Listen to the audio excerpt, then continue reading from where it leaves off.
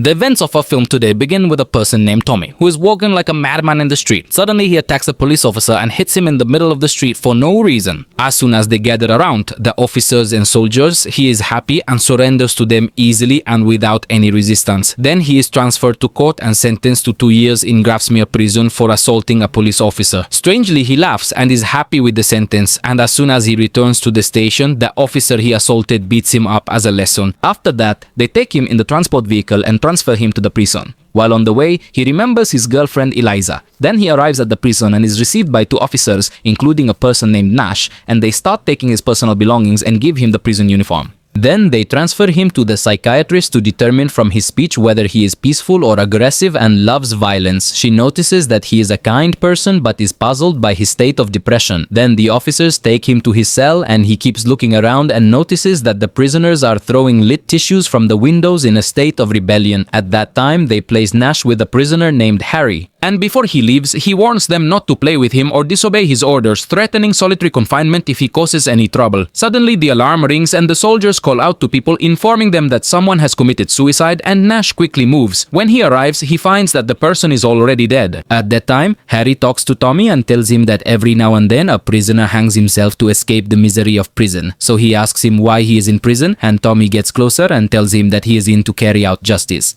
Harry gets scared of him and tries to avoid him. At that time, Nash is upset because of course he got into trouble. At that time, we go back a little and see riots and vandalism in the country. During this time, a young man named Jake and his friends Mason, Angel, and Isaiah take advantage of the chaos and decide to rob a large jewelry store. So they prepare themselves and head out on motorcycles to attack the store, break it, and steal all the jewelry inside. And when the security guard tries to stop them, Jake shoots him dead. And then they quickly move and go to hide the motorcycles in a warehouse and steal a car to get away. Mason argues with Jake because he didn't want to get involved in murder. Jake takes the stolen goods and goes to give them to his girlfriend Gabby, asking her to hide them well. He takes a watch from her, puts it on, leaves, and Mason asks him to drop him off at his house to check on his wife and daughter. But they encounter a police patrol. When the police realize the car is stolen, they want to arrest them, so they run, hoping to escape, but they eventually get caught. At that time, we see Tommy working as a laborer in a building under construction, and his life is calm and stable. He stays away from trouble and doesn't use any kind of drugs for the sake of his girlfriend Eliza. After finishing work, he goes to Eliza at the hospital and she is pregnant. As soon as she sees him, she tells him she's upset because he was late, so he begs her to forgive him and asks about the baby's gender. And he is very happy when she tells him it's a boy, and they live together in complete happiness. While they are leaving, he bumps into a thug but refuses to fight with him and just walks away. Here we return to the present and see Nash waking up the prisoners and ordering them to move quickly. They then go down to the cafeteria and Harry tells him that the food is very bad and starts introducing him to the prisoners, including a group of people promoting Islam led by a person named Maki. At that time, Tommy asks him if a prisoner was killed before. Harry denies it and tells him that they commit suicide themselves. Tommy then asks him about Mason, Izai, and Jake. Suddenly, Angel bumps into him and starts bothering him for no reason. It throws his food on the ground.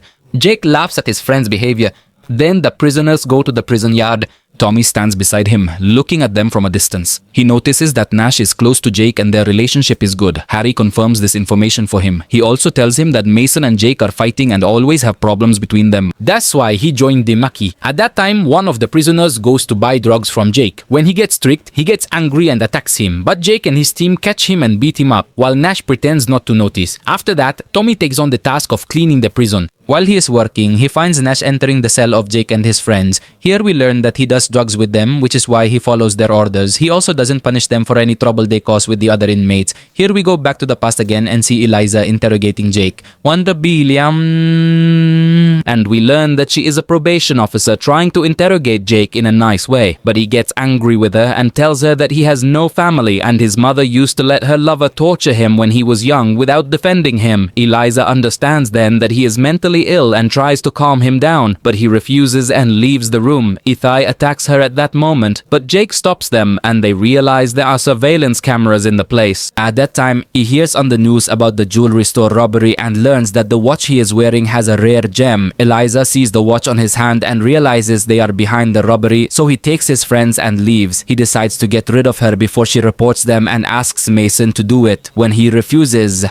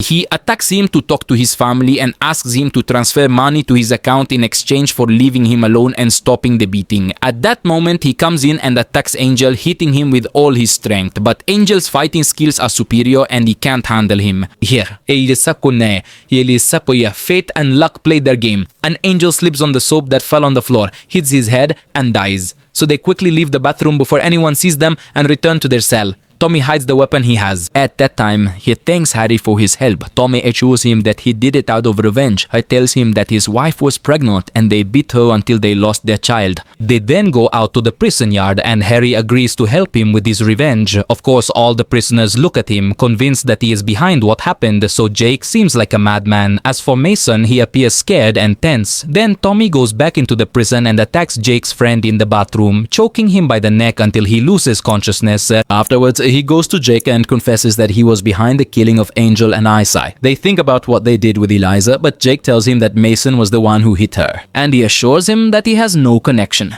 Suddenly, Isai's friend comes in and they start attacking him, beating him in revenge for their friends. Before they finish him off, Nash comes in and tells them they will cause him a big problem. So Tommy takes him to solitary confinement and tortures him in a very brutal way. At that time, Jake goes to Mason and orders him to finish off Eliza as soon as he gets out in 2 weeks. And when he refuses, they threaten that they will assault his little daughter. So Nash drinks until he gets drunk. Then he goes to Tommy, beats him and tortures him. After that, the psychologist visits the solitary confinement. When she sees Tommy's condition, she is shocked and tries to calm him down. She goes to the prison warden and informs him that Nash is selling drugs to the inmates and also torturing them in solitary confinement. The warden goes to Nash and orders him to release the inmates from solitary confinement. The psychologist enters to release Tommy and begins to treat him. At that time, the prison warden gets angry at Nash, but Nash speaks to him rudely and tells him that he is in charge of the prison, meaning if there is an investigation, he will be the one responsible. So the warden gets angry at his threat and decides not to report him to avoid getting involved.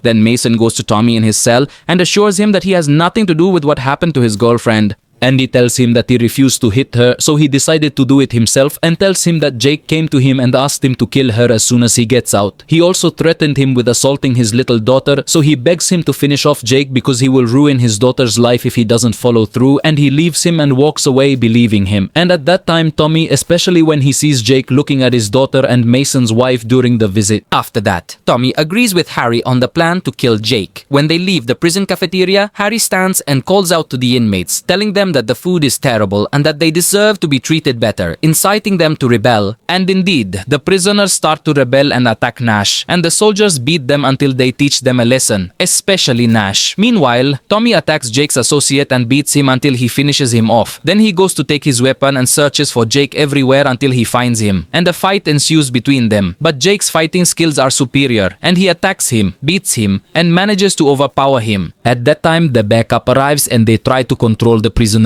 We then return to Jake, who admits to Tommy that he was behind what happened to his girlfriend and will finish her off too when he gets out of prison. At that moment, Tommy goes crazy, pulls a knife from his pocket, stabs him in the heart, and kills him. And he keeps screaming like a madman because his eye was lost due to Jake hitting it. So the support team takes him and they enter the hospital. After that, Mason gets out of prison and decides to start a new and clean life. When Tommy gets out of the hospital with one eye, he becomes the leader of the prisoners and everyone respects and fears him. And with that, our movie ends today. Don't forget to like, share, subscribe to the channel and activate the bell button so you get all the new updates immediately.